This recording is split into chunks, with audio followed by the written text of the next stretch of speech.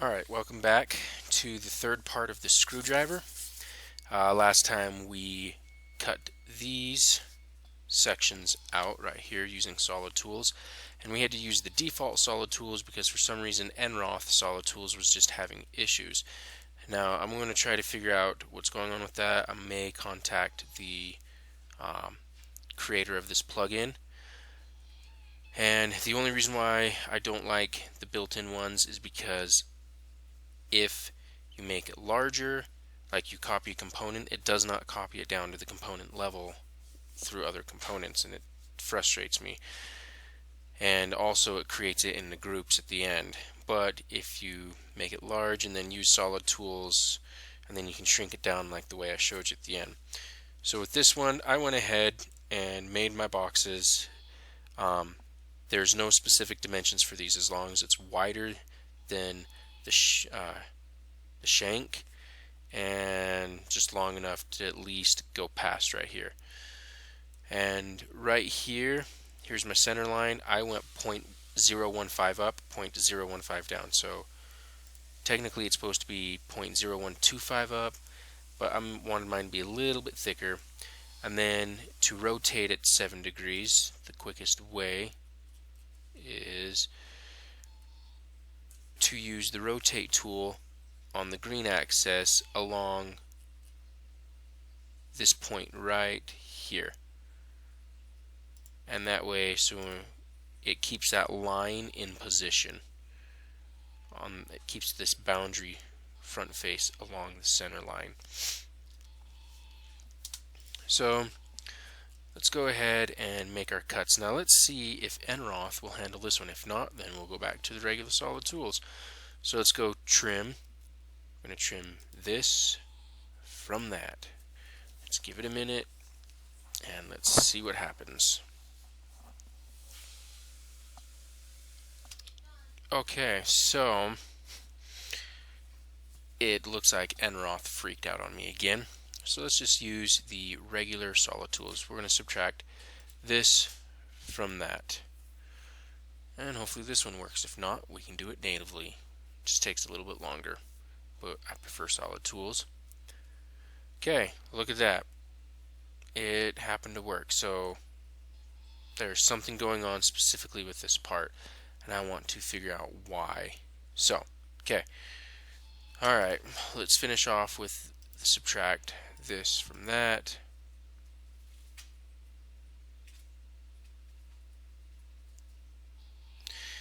Alright, so now that that is subtracted, okay, we have a solid. That's great. Notice it's a group, so I'm going to make it a component because I like components so much better.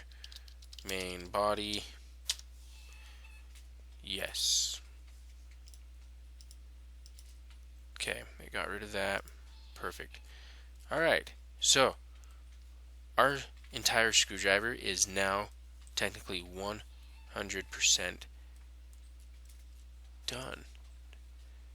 Alright, this right here could be what's causing Nroth to freak out. I don't know what that is exactly, but I'm not liking it. Just some interesting geometry. Still says we are a solid. That's all we care about. Alright, I'm going to switch styles here for a second. Let's get rid of this. Let's talk about mass properties. So if I click on entity this and I go to entity info, see how it says 0.64 inches? Well, I want that to be in meters. The only reason why is I'll show you. Meters, I'm going to go to the nearest fifth decimal place or sixth. So re-click on it. It says it's 0.00001 meters in volume. So I created this spreadsheet right here. You pick a material, you enter the volume, and you calculate its mass. So let's just say this was an entirely solid metal screwdriver, including the handle, and it was in aluminum. So I'm going to come down to aluminum. I'm going to pick 6061 T6. That's my favorite one because it's just so cool to say. The volume in meters cubed, we're just going to change that to a 1. hit enter, it'll calculate its mass in kilograms.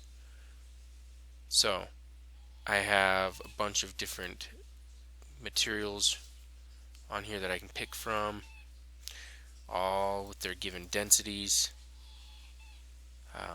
Glass, woods, other, and that way I can figure out how much it would cost. I even have it for my PLA for my 3D printer, depending on its percent infill and if it's length based, like my printer does.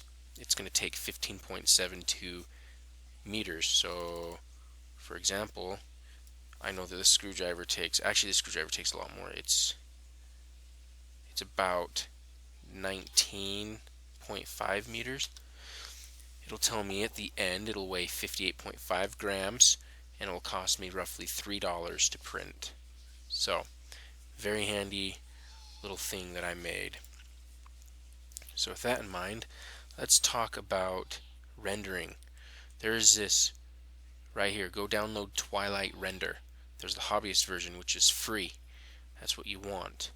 So first off, I'm going to change my style to just construction document. I don't know, I think that looks cool.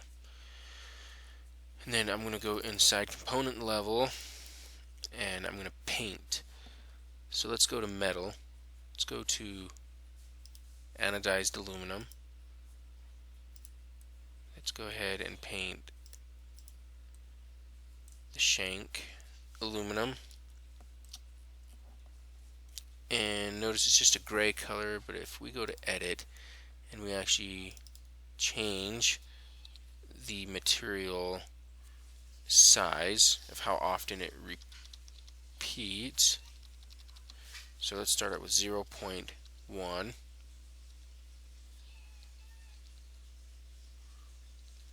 How about 0.2? Okay, 2.5. You can actually start seeing the grains of it on there now, and that's what we want. Okay, so now let's go to colors. I'm going to do black and bright yellow, E4.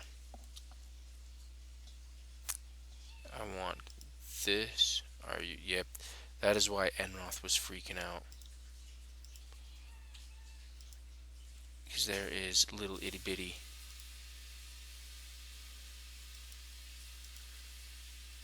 this is going to be interesting. Alright, what I'm going to do is pause it right here.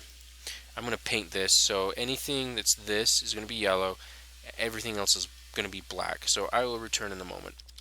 Okay, so I went ahead and painted this yellow and this black. I was running into some serious issues right here. Now I figured out why Enroth was having such a hard time. There's a lot of messed up geometry along these cuts. Only reason why I could see that happening is maybe those cutting squares weren't exactly in the right spot because I was in a hurry. Anyway, that's okay. So let's do a little bit of photorealistic rendering here. So let's get our camera kind of where we want it, and this style is really bugging me. So I want right there. Okay, I need to just find a better one. Architectural design. Sure, that looks good. Alright, so once you have Twilight Render installed, click this to open up its material dialog box. Click on the little eyedropper and click on the yellow. Now it's going to come up here and say color is E4. Yeah, that's what we want. We want to put it to SketchUp, and we want templates. This is going to be plastic, and I'm going to put it as satin. Okay, now I'm going to pick black.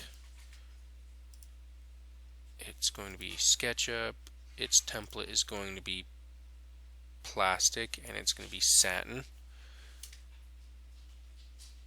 Give it a second for this model to update. Now that's interesting because that was for black. Okay, so let's go to the metal, color is SketchUp, and template is, I'm going to go brushed metal aluminum. Okay, and for the heck of it, we're going to do the black again. Color is SketchUp. Oh, last time I had it set to texture, that's why. Templates, plastic, satin. Okay, so now it's going to add a little bit of reflection to it. So go ahead and just hit close once you've done that. And if you go to the environment, standard is physical sky with the sun enabled. If you want something different, you need to go to a website called Kirkithia, or Google Kirkithia, and under resources there is the light room made by Raymond. I think it's called the Raymond Studio or Raymond Lightroom, and you can set this to be spherical sky, and then it says background image. You just select and you'd go find where you saved the files for the Raymond Light Studio. But for right now, we're just going to do a physical sky.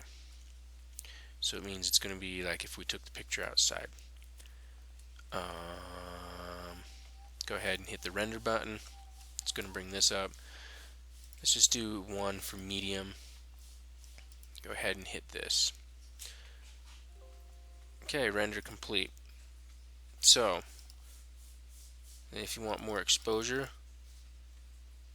we can do so. Okay, so that looks pretty cool, but let's zoom in a little bit just so that we can get more of that screwdriver in there. Okay, let's redo the render, but this time let's make it, I'm not going to make it any bigger. There we go. So, perfect. So, you can see the sun reflecting right there. And if I wanted to post-processing, let's increase the exposure a little bit more. And there you go. We have a photo. Well, apparently I like it at the 120. Photorealistic render of our screwdriver that we made. So let's just, for the heck of it, let's get a good render shot of just this. And then one thing that you can do is put a little bench underneath it. Oh, not a bench, a little base. Let's go ahead and do that after this render. Yeah, see, not too bad. Nice and shiny. Okay, so what I mean is get the rectangle tool or the line tool and just draw something that looks like in the red direction, in the green direction, and then click it there, and then we're just gonna push up.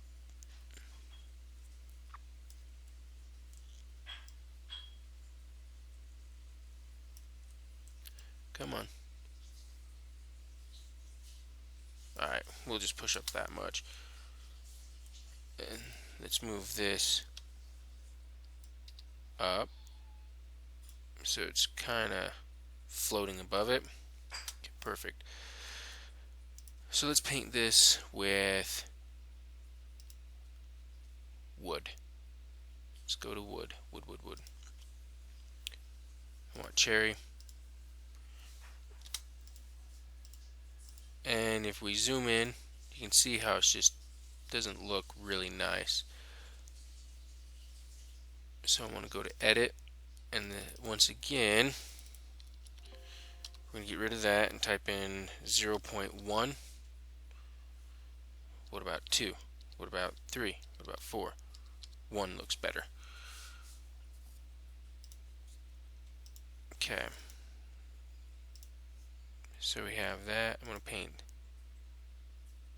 Oh, I just edited it. Really?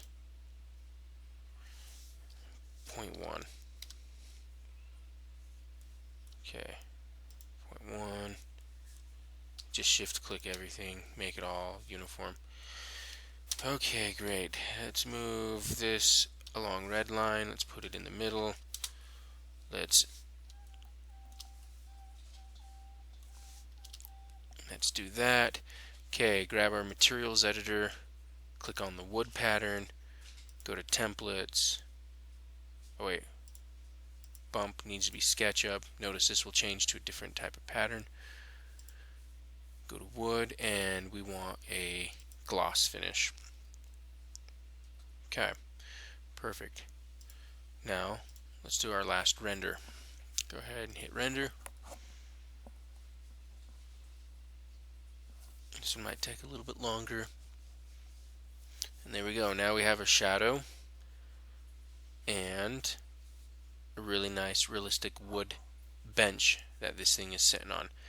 So that is a quick introduction again of how to use Twilight Render.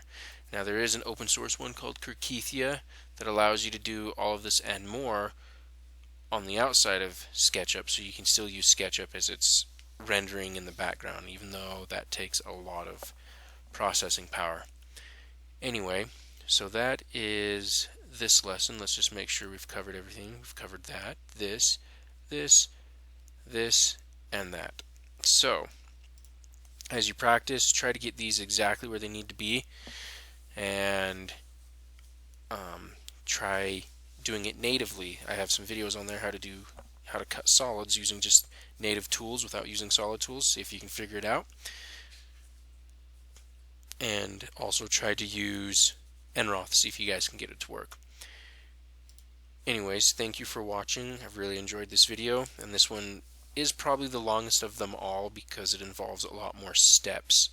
So thank you for being patient and watching this video, and stay tuned for next week's lesson, and that's probably going to be on, let's give it a go. Let's see what it's going to be on real quick.